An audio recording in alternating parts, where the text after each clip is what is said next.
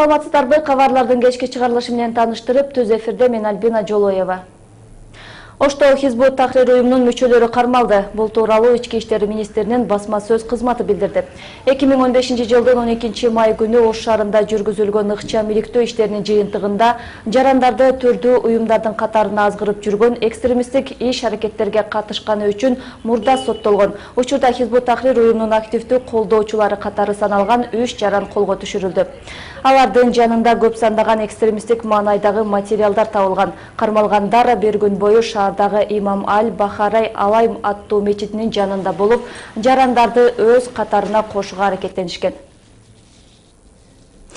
Теманулай Сирияга согушка кеткен 352 кишинин тек жайы аныкталды. Бул тууралуу Ички иштер министрлигинин 10-чу башкы башкармалыгынын башчысы Рафик Мамбеталиев билдирди. Анын айтымында Баткен облусу боюнча 65, Ош облусу боюнча 137, Ош шаарынан 53, Жалал Абад облусунан 44, Чүй облусунан 21, Нарын облусунан 3, Ысык Көл облусунан 20, Талас облусунан 1 жана Бишкек шаары боюнча 8 киши Сирияга согушка аргандай жолдор, азгырыктар менен жөнөп кеткен. Жалпысынан 352 жарандын ичинен 31 каза болуп, 5-өө мекенине кайтып келген.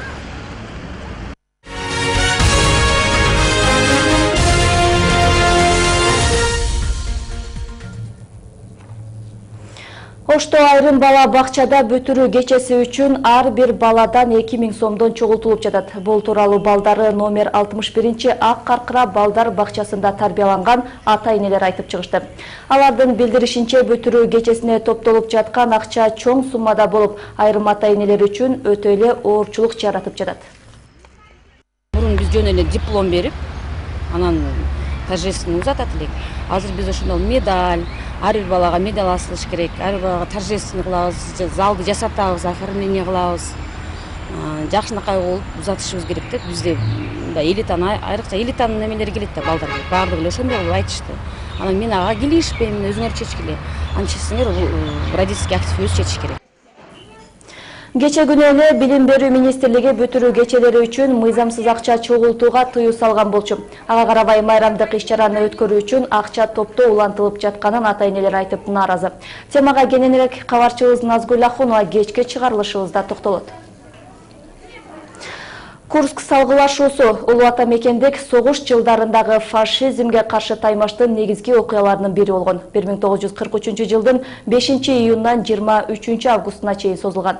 Дал мына ушул согуш жылдарында Кара Суу районунун Телман айылындагы Абдыкасым Абдраимов катышкан. Ардагер 1942 жылы согушка аттанып, атуулдук милдетин өтөгөн. Биздин чыгармачыл топ Телман айылындагы жалгыз согуш ардагери менен баарлашып кайткан.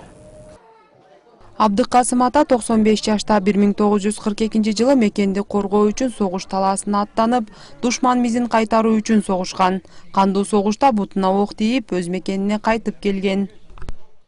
1942 жылы сентябрь айында кетип,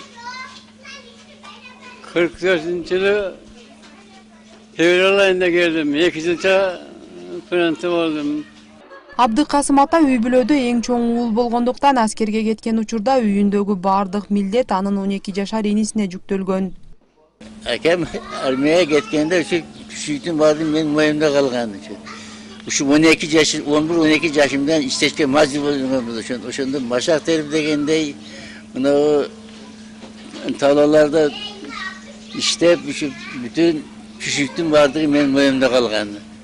Ошого чыдап иштеп Акем гейче өтө кыйынчылыкты көп көрдүк. 27 небере 61 чеберенин сүйүктүү чоң атасы 2 кыз 4 уулунун баарысына татыктуу тарбия берип, жогорку билимдүү кылган.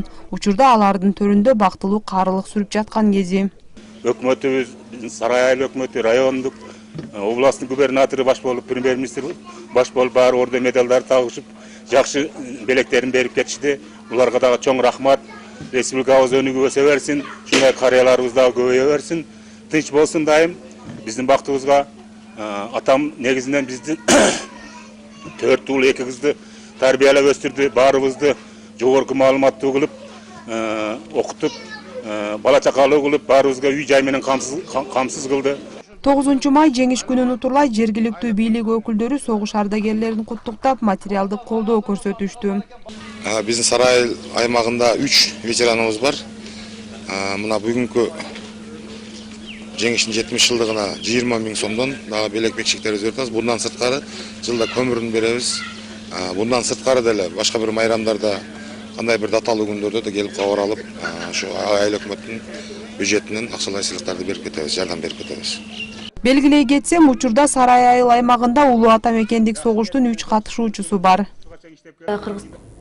Азыркы учурда Кыргызстандын 3 жеринде чума микробунун жанданганы байкалууда. Бул тууралуу Саламаттыкты сактоо министрлигинин санитардык эпидемиологиялык көзөмөлдөө департаментинин директору Төлө Исаков маалымат жыйынында билдирди.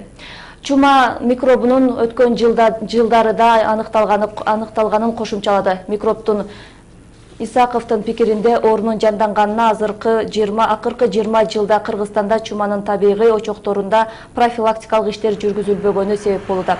Кырдаалды катуу көзөмөлгө алуу зарыл, антпесе чума бактерияларынын жанданышы республиканын аброюна доо кетирет, дейт департаменттин директору. Мисалы, оору аныкталган учурда коңшу мамлекеттер менен чек аралар жабылышы мүмкүн. Бул болсо өлкөнүн экономикалык көрсөткүчүнө кесепетин тийгизет. Исаков мамлекеттик жергиликтүү өз алдынча башкаруу органдары менен эл аралык жана донорлук уюмдар менен тыгыз өз ара аракеттенишип, каражатты бекемдешкенин билдирди. Быйылкы ажылык сапар үчүн Чучу Кулакка өзгөртүү киргизилди. Ага ылайык өткөн жылы Чучу Кулакта аты чыкпай калгандар 2 жолу кирүүгө укуктуу. Ошондой эле 70 жаштан жогорку карыялар Чучу Кулаксыз эле ажыга жиберилет. Мындай буйрук Кыргызстан мусулмандар дин башкармалыгы тарабынан бардык казияттарга жиберилип, жерлерде жарандарды каттоо иши башталды. Ажылык процесси ушул убакка чейин абдан бир мындай чуулуу нерсе болуп келди да. Коррупциялык элементтер аралашты, элдердин наразычылыктары болду. Ошолордун негизинде мына коргоо кеңешинде дагы ушу ажылыкты уюштурууну абдан мындай коргоо кеңеши өзүнүн чечиминде бир ачыктыкты, коррупциялык элементтерин жок кылып ушундай уюштуруу маселесин тапшырган. Быйылкы ажылык сапардын өзгөчөлүктөрүнө кабарчыбыз кечки чыгарылышыбызда кененирээк токтолот.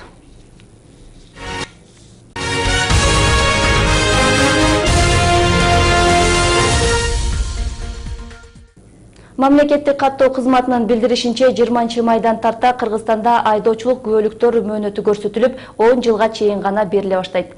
Буга байланыштуу өкмөттүн токтомуна өзгөртүүлөр киргизилди. Мамлекеттик каттоо кызматы мындай демилгенин себебин жарандардан түшкөн кайрылууга байланыштырып жатат. Анткени Кыргызстанда мөөнөтү жок берүүчү айдоочулук күбөлүктөр башка өлкөгө кирүү үчүн жоготуп, Вена конвенциясына туура келбей жатат. Эми жарандар мурдагы мөөнөтсүз күбөлүгүн алмаштыргысы келсе, тийиштүү органдарга арыз менен кайрылып, мөөнөтүн чектелген күбөлүктү эч кандай теориялык жана практикалык экзамени жок алышат. Жаңы күбөлүктөрдүн баасы орточо 500-600 сомду түзөт. Бул сиздерге жеткирип үлгүргөн акыркы кабарлар болду. Ушул эле маалыматтар биздин сайтта да жайгаштырылат. Ал үчүн ынтымак чекит пейджи сайтына чакырам.